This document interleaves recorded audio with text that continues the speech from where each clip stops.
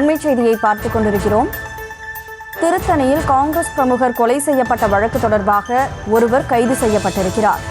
திருத்தணி அருகே காங்கிரஸ் பிரமுகர் ராஜேந்திரன் கொலையில் ஒருவர் கைது செய்யப்பட்டிருக்கிறார். அம்மையார்குப்பம் கிராமத்தைச் சேர்ந்த ஹரிகிருஷ்ணன் என்பவரை காவல்துறை கைது செய்திருக்கிறது.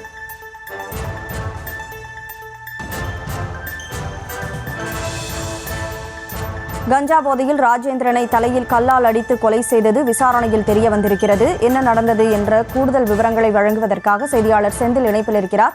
செந்தில், வணக்கம். கைது செய்யப்பட்டவர் யாரு? அவர் எப்படி கைது பண்ணாங்க? வணக்கம் சுபா. திருவள்ளூர் மாவட்டம் ஆர்கேபேட்டை அடுத்த அம்மையார்குப்பம் கிராமத்தைச் சேர்ந்தவர் நெசவு தொழிலாளி ராஜேந்திரன். இவர் காங்கிரஸ் கட்சியில் உள்ளார்.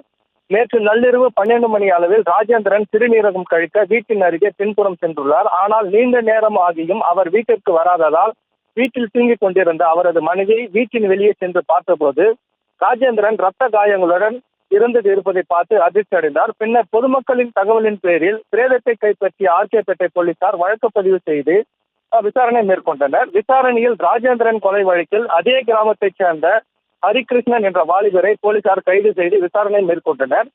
விசாரணையில் ராஜேந்திரன் வீட்டின் அருகே நள்ளிரவில் கஞ்சா போதையில் ஹரிகிருஷ்ணன் இருப்பதை பார்த்து, என்ன இங்கு நின்று கொண்டிருக்கிறாய், உனக்கு என்ன வேலை என்று ராஜேந்திரன் தட்டி கேட்டதால் ஆத்திரமடைந்த ஹரிகிருஷ்ணன் கஞ்சா போதையில் இருந்த ஹரிகிருஷ்ணன் அங்கிருந்த கல்லால் அடித்து கொலை செய்ததாக போலீசார் விசாரணையில் தெரிய வந்துள்ளது.